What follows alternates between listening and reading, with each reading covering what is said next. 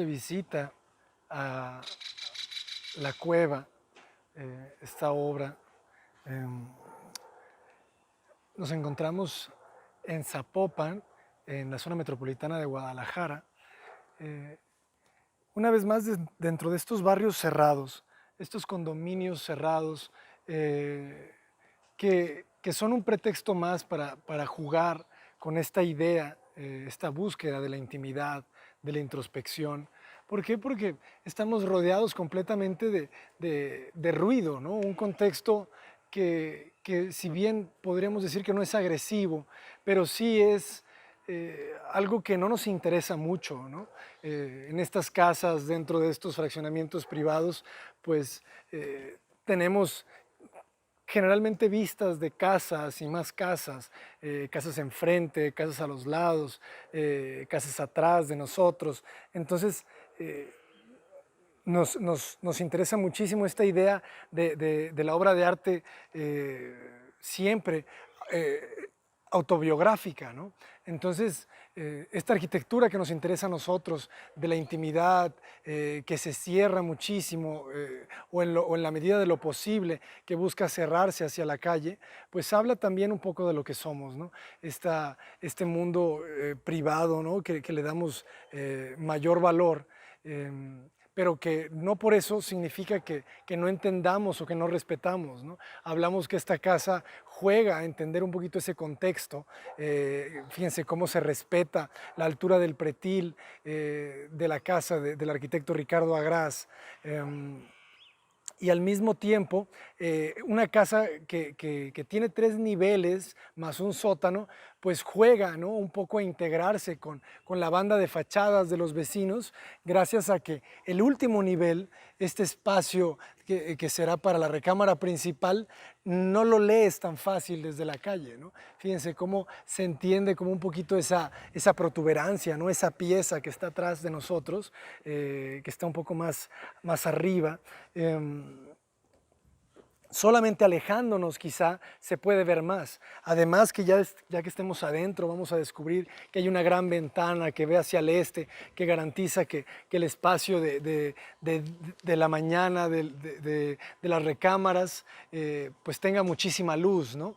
Entonces le va a dar una especial sensación a a ese lugar. Sin embargo, nunca la vemos, ¿no? Entonces, la casa, aunque podría pensarse que la arquitectura introspectiva no lee el contexto, ¿no? Que es demasiado abrupta, ¿no? O demasiado tajante a la manera de cerrarse al exterior, realmente no, realmente juega con estas ideas de la arquitectura callada, ¿no? De Tadao Ando, de Álvaro Siza, esta arquitectura de la mímesis de Frank Lloyd Wright. Con estas ideas de Luis Barragán, ¿no? De que todo el mundo más importante de la arquitectura tiene que vivir adentro, ¿no? Las fachadas las vemos un rato, ¿no? Cuando estamos afuera, pero rápidamente entramos, no vivimos en el exterior de los edificios, penetramos y habitamos, ¿no? Entonces, por eso todavía adquiere más sentido esta búsqueda, ¿no?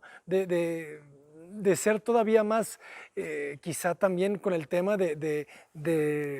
no sé si la magia, pero al menos sí el del misterio, ¿no? Cómo cuando tienes una fachada cerrada, pues buscas, ¿no? O tratas de imaginarte qué es lo que está pasando adentro, ¿no? Cómo consigue el arquitecto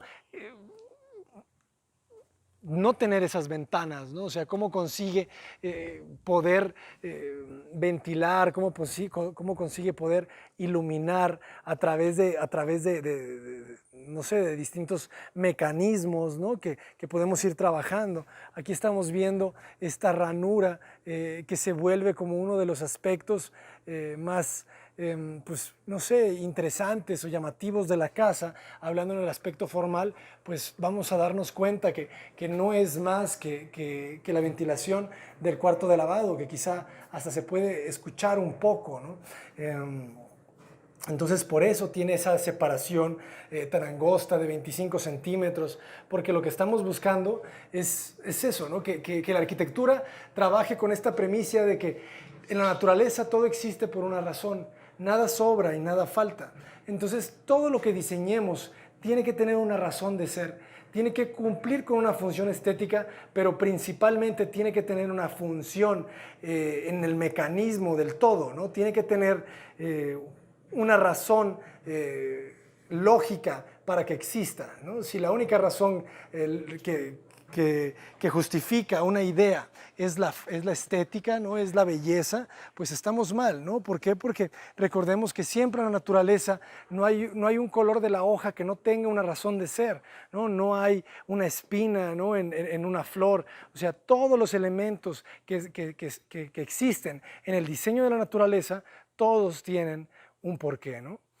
Y además son bellos, ¿no? ¿Por qué? Porque es un tema de que no hay nada más perfecto que la naturaleza, ¿no?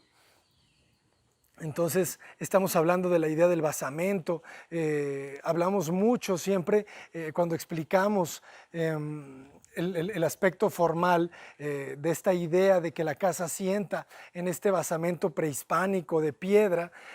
Hablamos mucho de George Knudson, esta clase que nos dio Francisco Mangado, que hablaba de que George Knudson, antes de construir la ópera de Sydney, hizo un viaje a México, ¿no? a Mesoamérica, para conocer toda la arquitectura prehispánica, ¿no? Y quedó impactado con el juego de los basamentos, con el juego de las plataformas, ¿no? de estos arquitectos mesoamericanos. Entonces, cuando nosotros nos enfrentamos a que la casa tenía que trabajar en medios niveles debido al sótano, ¿no? Porque todo este proyecto nace del sótano. Los clientes querían un espacio de estar en el sótano, un área para habitar en familia. Entonces, la casa tenía que trabajar con un medio nivel hacia abajo y un medio nivel hacia arriba, por lo cual generamos estas escaleras, ¿no? Para poder subir a la planta baja, y utilizamos estas ideas, ¿no? de la arquitectura mesoamericana para poder desarrollar de una manera más potente, ¿no? Y que se sintiera como si la casa, este cubo moderno, sienta en esta especie de basamento prehispánico, ¿no? Vamos a entrar. Hablamos mucho del manejo de los tiempos. Fíjense cómo cuando abres la puerta, el primer tiempo, la primera pausa es ese muro que nos va a recibir. Y en un segundo momento vamos a entender el espacio. Hablamos mucho de la compresión y de la expansión. Cuando uno entra a este espacio, te sientes un poquito apretado por el techo a 240, por los muros. Entonces, en un segundo momento, sientes cómo el espacio crece y nace este árbol que nos recibe, ¿no? Tanto en el espacio del sótano como en el espacio de la planta alta. El árbol se va a volver un integrante fundamental en nuestra arquitectura, ¿no? En nuestra vida, porque pues, son temas filosóficos quizá, pero hablamos mucho que el ser humano está cambiando muy rápido, ¿no? Está cambiando mucho la forma en que vivimos, la forma en que habitamos, cómo nos relacionamos entre nosotros. Entonces, quizá, pues poco a poco, el vestigio, ¿no? del verde probablemente pues, sea lo único que nos recuerde que alguna vez moríamos, ¿no? ¿Recuerdan esta película no recuerdo bien cómo se llamaba, Mr. Nobody, creo? Hablaba de que se iba a morir la última persona, porque ya nadie muere en la película, ¿no? En el futuro, de repente ya el humano deja de morir. Entonces, no lo sé, pero al final de cuentas hay un equilibrio también, ¿no? En esta arquitectura. ¿Por qué le llamamos la cueva? Porque buscamos trabajar con esta idea del envolvente, ¿no? ¿Qué es el envolvente? Es esta continuidad del material, ¿no? De los muros, de los techos, de los pisos. Entonces hay una continuidad que te genera esa sensación que te envuelve, ¿no? Recuerden mucho, también podríamos hablar aquí de las atmósferas, ¿no? De Peter Zumthor, o de o del aura de Walter Benjamin, cómo hay mecanismos para generar esa sensación de estar absortos en un lugar distinto, ¿no? Cuando hablamos de la concatenación a esto nos referimos, ¿no? Fíjense cómo estamos acá en el sótano y estamos viendo a las personas, ¿no? O vemos el acceso desde el sótano, pero también vemos el acceso desde la planta baja, ¿no? Entonces, en este espacio que funciona como un articulador, que es un patio, al final de cuentas un patio techado donde habita el árbol, nos está funcionando para eso, ¿no? Nos está funcionando para articular los distintos espacios. Tenemos ahí ese acceso y al mismo tiempo estamos viendo a las personas que están en la sala comedor.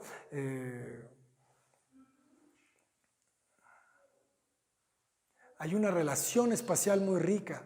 Entonces, esa es la concatenación de la que nos habla Campo Baeza mucho también en sus obras, las famosas diagonales. ¿Qué son las diagonales? Es esta línea que nos une los distintos puntos, ¿no? Tratando de crecer lo más posible. Por eso de repente si ustedes se imaginan una línea diagonal que vaya en este sentido, ¿no? Agarrando esta punta y bajando, pues entre más larga sea esa diagonal, significa que el espacio está fluyendo mejor, ¿no?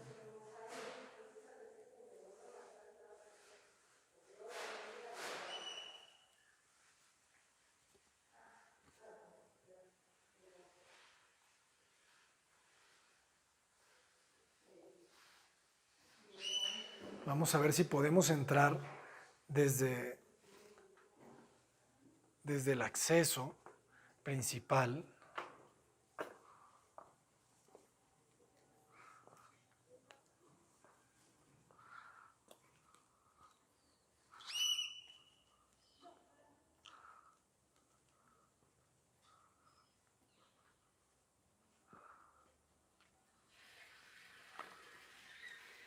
Fíjense cómo se escucha el lavado.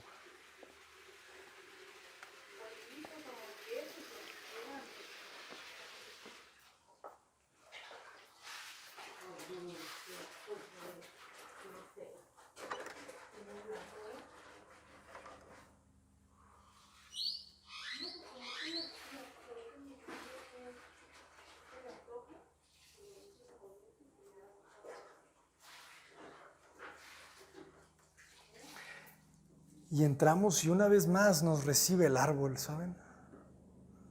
Fíjense cómo cambia la luz cuando cierro la puerta, ¿no? Empezamos a sentir esta sensación, ¿no? O empezamos a percibir esta temperatura del espacio.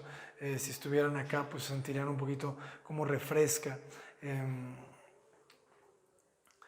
Pero lo que buscábamos cuando hacíamos esta sección, ¿no? Porque este proyecto fue trabajado completamente en sección para poder entender realmente cómo iban a ser estas relaciones, ¿no?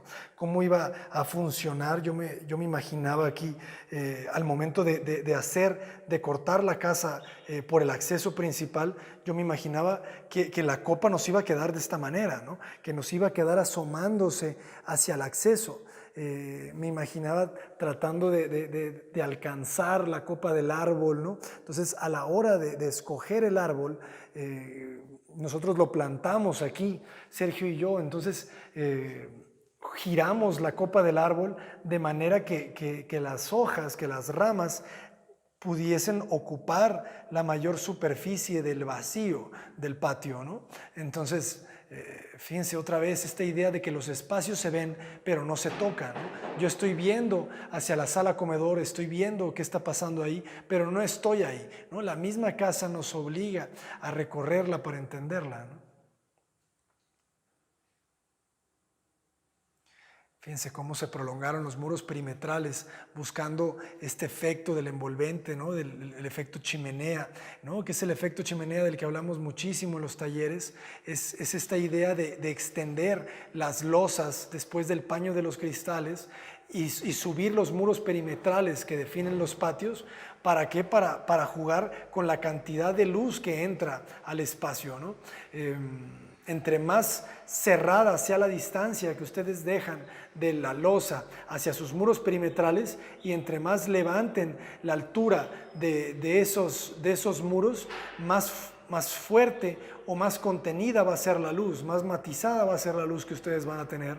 Entonces es muy interesante jugar con esas medidas porque cambian completamente la atmósfera del espacio, ¿no? Sería muy distinto ese espacio si yo pudiera ver hacia el cielo, ¿saben? Cambiaría completamente, pero como levantamos esos pretiles, nos envolvemos en nosotros mismos, siguiendo con esta idea de la introspección, ¿no?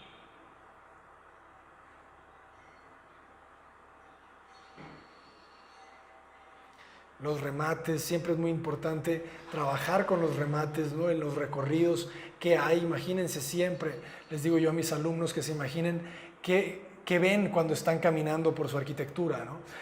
Tenemos por acá la cocina, es este espacio pues más íntimo que si se fijan no tiene una ventana hacia la calle, ¿no? Cuando estábamos viendo la fachada yo pude haber dejado una ventana hacia la calle, pero lo que hicimos fue jugar con nuestras herramientas, con nuestras pistas que nos daba el terreno. El terreno nos pedía esta servidumbre o área de restricción, ¿no? Muchas veces también me preguntan a qué me refiero cuando digo, cuando hablo de servidumbres, me refiero a que se le llama acá en México al área que no se puede construir en los terrenos, ¿no? Piensen como área de restricción. Entonces utilizamos esa área de restricción para orientar, ¿no? para orientar la ventana de la cocina. Y ahora vamos hacia la sala. Entonces tuvimos que hacer este recorrido para poder entender, ¿no? Y poder descubrir qué es lo que hay detrás, ¿no? De este espacio. Y entramos y vemos que está esta otra doble altura que está jugando a eso, ¿no? Está jugando a la concatenación, está uniendo desde el sótano hacia arriba, hacia el segundo nivel. Este hueco que se ve ahí es un hueco del segundo nivel donde podemos conectar lo que está pasando en nuestro espacio de sala-comedor y al mismo tiempo conectarlo con el espacio del sótano.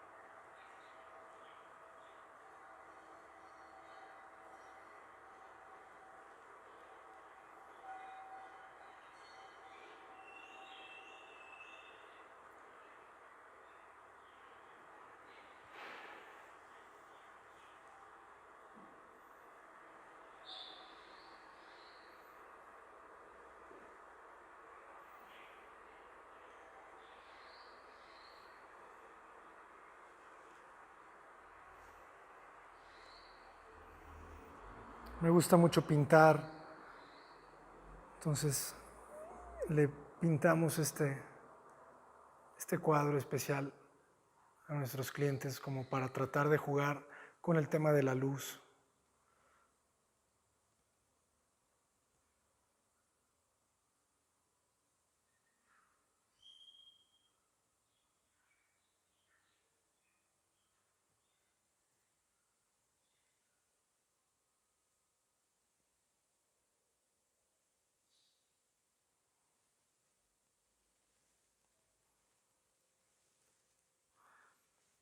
Al final, cuando se publicaron estas fotografías de la casa, no tenía muebles, ¿no? Porque para nosotros lo más importante es el espacio y cómo juega la luz con el espacio. confiamos en que el interiorismo, ¿no? en que el correcto uso de los muebles, pues van a ayudar a equilibrar la temperatura del espacio, ¿no? En este caso estamos contentos del resultado, ¿no? La clienta, la dueña, ¿no? Es arquitecta, entonces pues confió muchísimo en nosotros y, y también en su buen gusto, ¿no? Nosotros pues le apoyamos un poquito en el diseño, fabricamos ese comedor. Esta pintura no es de nosotros, no recuerdo de quién es el autor, pero es muy buena. Pero al final ayuda muchísimo, ¿no? El tema de los llenos y los vacíos también es muy importante destacarlo acá. O sea, cómo la proporción de este lleno, ¿no? Cuando hablamos de que esta arquitectura introspectiva busca la proporción del lleno sobre el vacío, ¿no? Nos referimos a eso, a que siempre la superficie del muro sea mayor que la superficie del vidrio. Entonces, hablaremos también mucho de la proporción áurea, cómo las leyes de los tercios están ocultas en la mayor parte de la geometría de nuestra arquitectura. Entonces, de manera consciente o a veces hasta inconsciente, esa ley de los tercios habita nuestra arquitectura, ¿no? Entonces, se puede leer quizá un poquito en este hueco, ¿no? Cómo está equilibrado, ¿no? Con la proporción del macizo del muro que hay arriba de él, ¿no?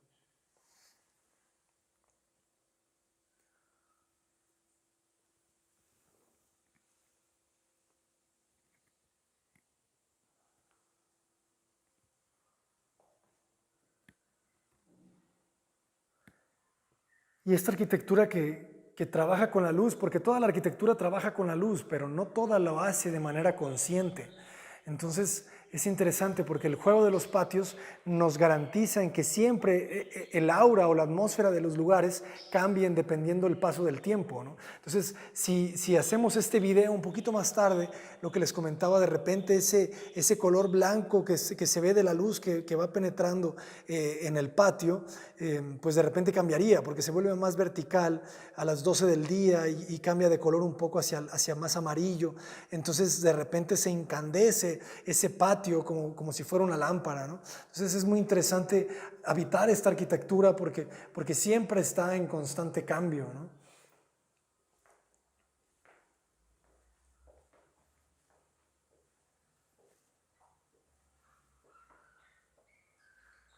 Ahora vamos hacia arriba, el núcleo de circulaciones verticales siempre se repite,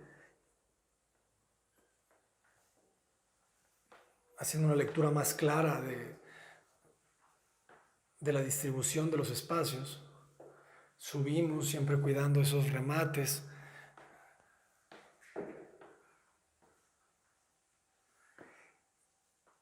Y aquí arriba podemos entender, ¿no? Probablemente esta relación espacial, ¿no? de lo que está pasando con la sala, con el comedor, y al mismo tiempo, fíjense cómo estamos en contacto con lo que pasa en el sótano, pero de una manera indirecta, ¿no? No es el espacio que sube en una triple o cuádruple altura hacia arriba, sino esta relación seccionada, ¿no?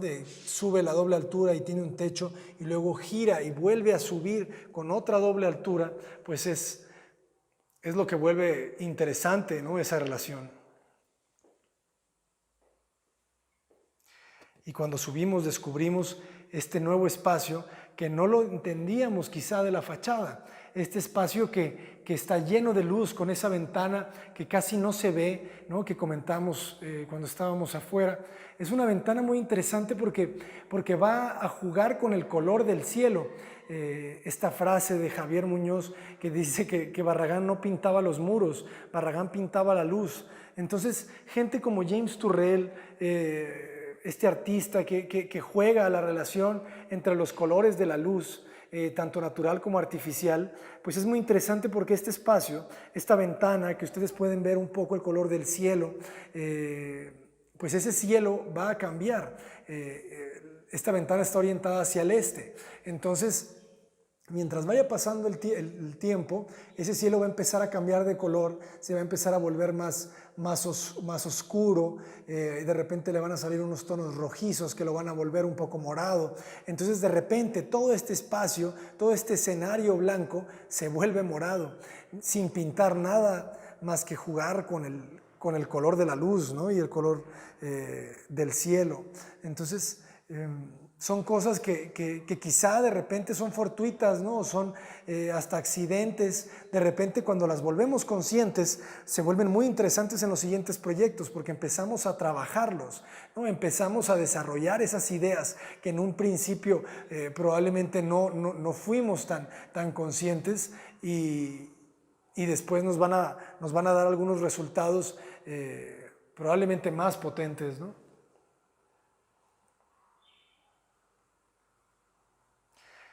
Hablamos mucho del color, pero de una manera quizá distinta, ¿no? Como me gusta tanto la pintura, pues el color juega como límites, ¿saben? Juega como a marcar estos límites entre los planos, ¿no? La profundidad de los planos. En los talleres también les hablo mucho de esta capillita de Gunnar Asplund en Estocolmo, ¿no? En el cementerio de Estocolmo, donde descubrimos esta idea de la profundidad del blanco. Entonces, funciona de manera similar. El color son límites, ¿no? Que nos ayudan a percibir el espacio de distintas maneras.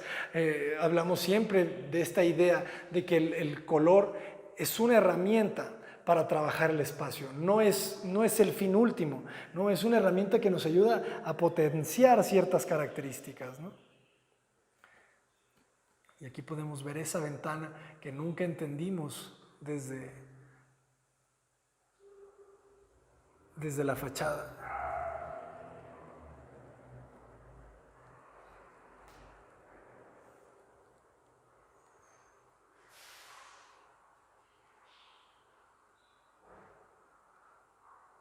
Apocalypse Now.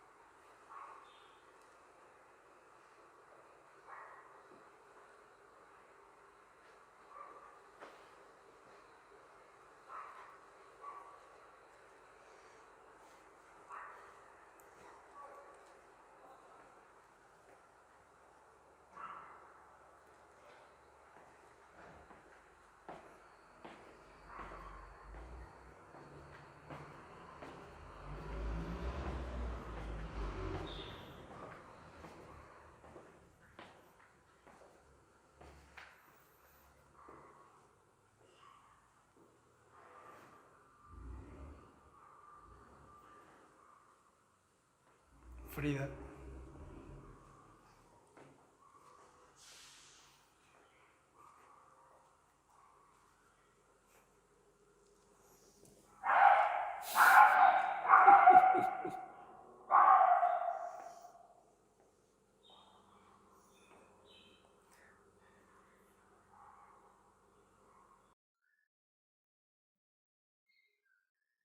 Quizá vale la pena asomarnos solamente un poco.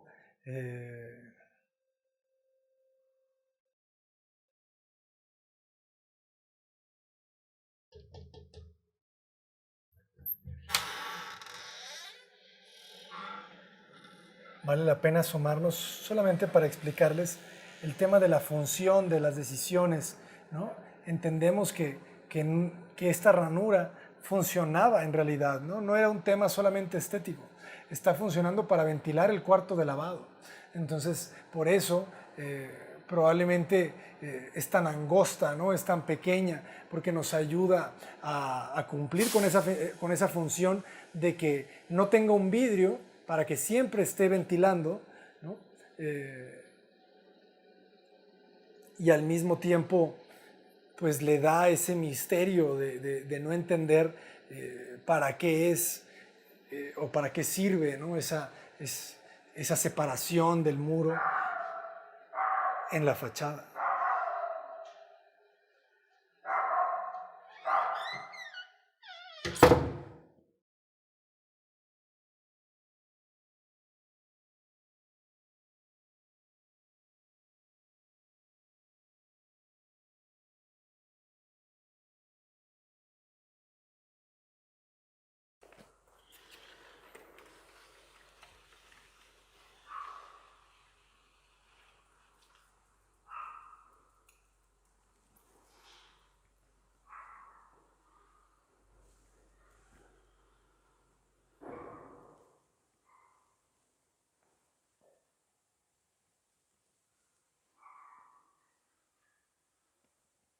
Cómo la pintura equilibra muchísimo la temperatura del blanco, ¿no?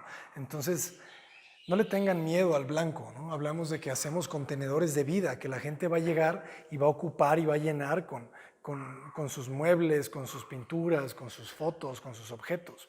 Entonces, al final, este blanco es un lienzo, ¿no? Es un lienzo que las personas pueden llenar como mejor les parezca.